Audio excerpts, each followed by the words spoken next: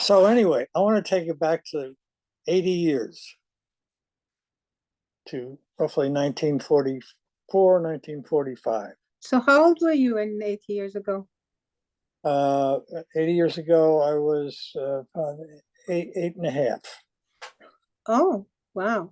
Okay. 1930. I was born in 1937 of Irish immigrants, and they fled Ireland basically just to survive.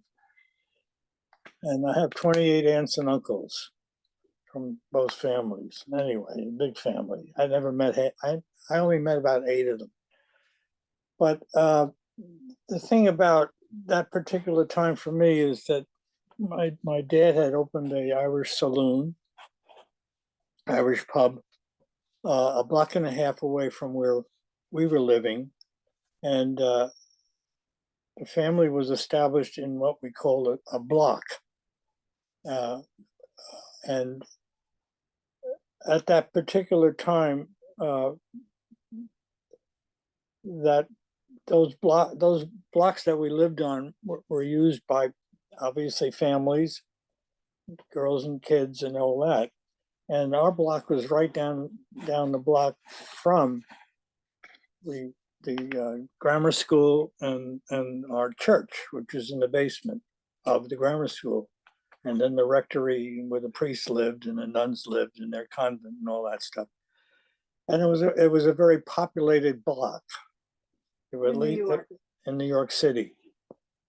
Actually, it's in Queens, and it's 3 blocks down from the Bliss Street station of the subway, which was an elevated area.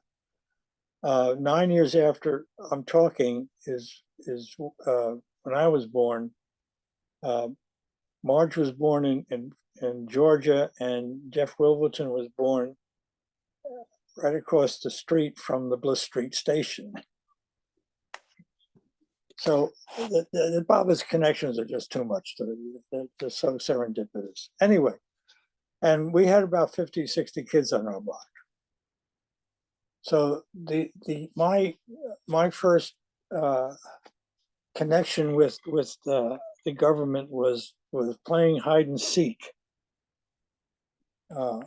And I was on one side of the block, up on. This was our homes were all connected together, and a lot of apartments. Some people lived in the whole house, but there were 2-story houses, and they all had a little garden out front, and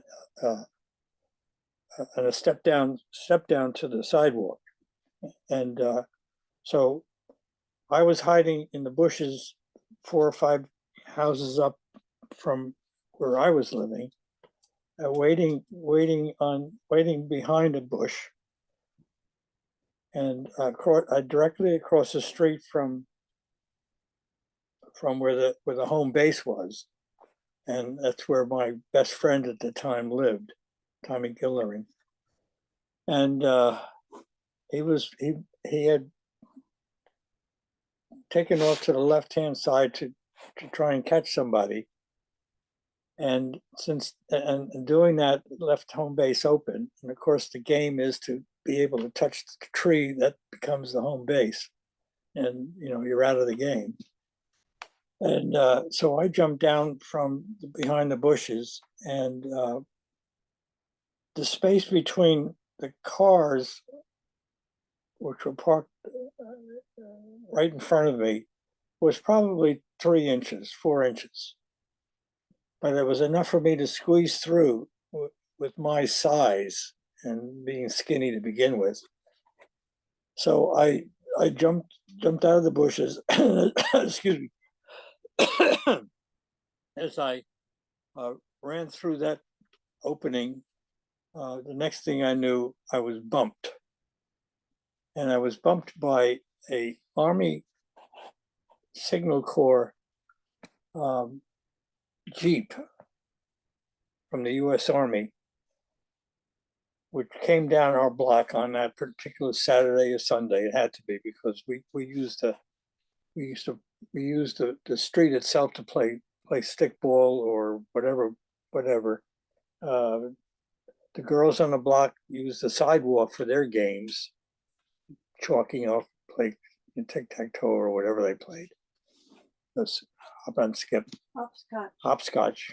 And we used both, if there was room, to play a stoop ball, where we would pitch the ball from the middle of the street to the stoop. And, well, anyway, stuff like that. So fortunately, with Baba's grace, obviously grace was on me. I was knocked back through that space. I mean, when you consider the bump that I got didn't hurt. It was just a boom like that. And it hit the fender, the left front fender of the Jeep hit my body as I was in full stride. So my right hand was above getting hurt. And the fender hit me right below my armpit and right above my right hip. So there was no bones that were damaged, except the pressure against my rib cage pushed my whole body in. But I didn't know what was going on, and I was literally flown through that space. I mean, if you think about it, it's just impossible to consider. But it was done in such a way that not only did I not feel anything other than a bump, I probably landed and hit my head on the concrete sidewalk. But it still didn't. The energy that impacted me put my body in a high metabolic rate. So instead of lying there knocked out or whatever, I got up and ran home. And I remember running home, which was probably 15, 20 yards away, 60 feet, 70 feet, running up the stairs and getting into the vestibule, because we occupied the bottom part of the two-story house. The upper part was occupied by the owners, who were German, and they were a little leery of people because of the war was on, and they were German immigrants, and they had an older son, Richie, but they were quiet. And my father protected them as best as he could, because he knew what was going on. I mean, the Irish suffered just as much as the Jewish people in Europe. And I couldn't get in the house because the door inside the vestibule needed to be pushed the button for the house ring and answer it. Finally, it turned out that the bell was answered, and I ran into the hallway and then to my door, which was always open to the apartment. And I turned the corner left, and there was my mom standing in the middle of the floor, talking with somebody I never really found out. And she had a black and white print dress on, and I remember standing next to her as she was talking and pulling on her dress, saying, "Mommy, I'm hit. Mommy, I'm hit." And she wasn't hearing me right away, but I obviously fainted. And it was in that fainting that my father, who was home at the time, picked me up and carried me out to the waiting Jeep. And now the problem there was, these were two young kids from rural Pennsylvania, no licenses, driving an Army truck down a crowded city street in New York City. And I mean, they didn't know and I didn't know. And so I do have a glimpse of a memory of my being carried by my dad up into the Jeep. But after that, I fainted and I was brought to the hospital in downtown Long Island City, which is a maybe 15-minute drive, at the St. John's Hospital. And the problem there was they had no X-ray machines. Because of the war. Because of the war. They were all over in Europe. And they weren't able to take an X-ray of my body. They just wrapped me in mercurochrome and bandaged my stomach up. Unbeknownst to them, my kidney, my right kidney had been punctured, pinhole puncture by the accident. And after I got out of the hospital after 3 or 4 days, I remember being in the crib there and being so happy to see my parents when they came to see how I was and be there for 10, 15, 20 minutes. But it was a very lonely place for me because I was the only child in that big room. And I would stare out the window most of the day, you know, just looking at the sky. And when we got back to the house, the pinhole had created that opening, and my mom told me, well, years and years later, that my breath had turned into a very smelly halitosis feeling. She couldn't figure it out. She took me to the doctors. They couldn't figure anything out, and it turned out that we moved from that that particular block on 44th Street, 4 blocks towards the city, to 40th Street, and it was there that I encountered a constant one day a constant pain in my stomach, and it wouldn't go away, and I really hurt. My bedroom was upstairs in the back, and I started getting these real stomach pains. So finally, in the second day of these, my mom got really concerned that I was hurting and, you know, really hurting. And she called our primary doctor. They did house calls at that time. The doctor would come with his black bag and all that stuff. And our primary doctor, Dr. Flanagan, he was the chief surgeon at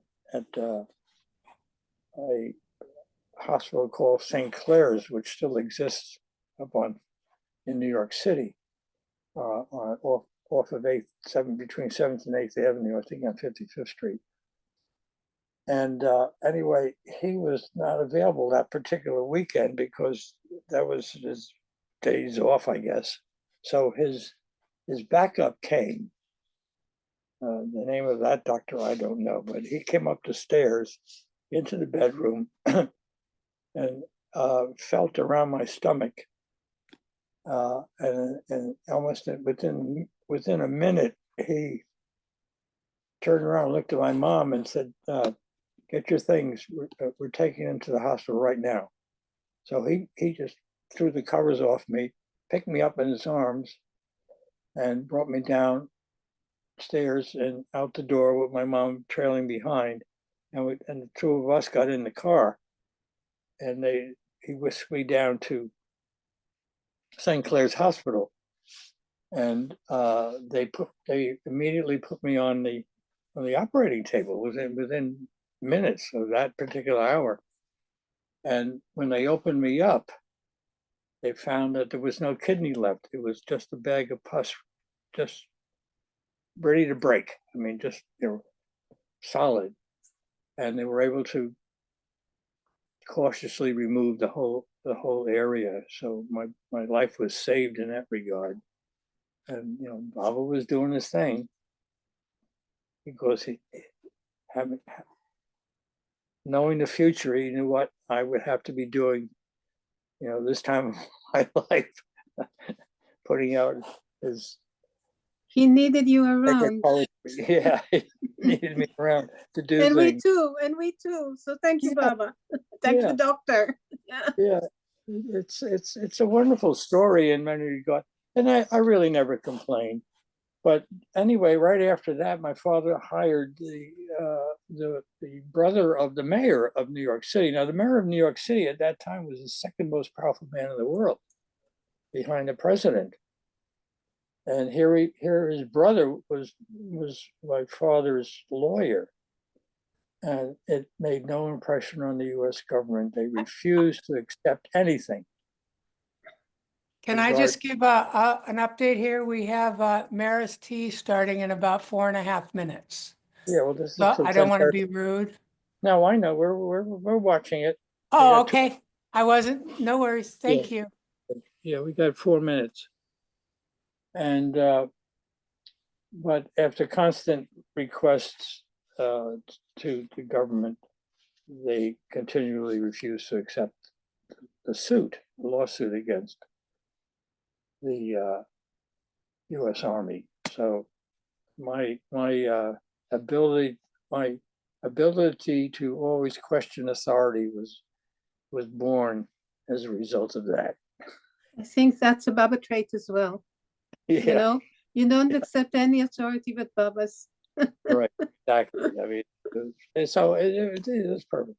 And I've lived with that feeling that high metabolic rate is still within my system.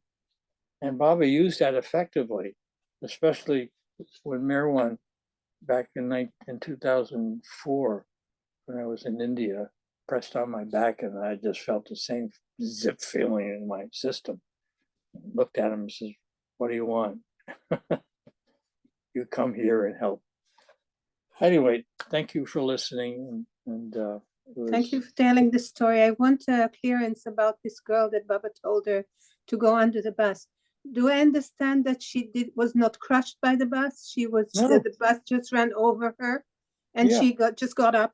So he actually saved her from the being crushed. Right. Yeah. Okay. So I didn't understand. Jack was telling the story yesterday of this 4-year-old girl was standing by the road, and Baba came up to her and pushed her under a bus. So that's where I was left, with a girl pushed by Baba under a bus. So now the clearance comes that he pushed her under the bus, so she would not have to be in this accident. So the bus went over her, and she got up and went away. Yep. Thank you for the stories. Thank you. Many accidents. Yeah, yesterday with this guy, I forget his name, and now you and this girl, and yeah,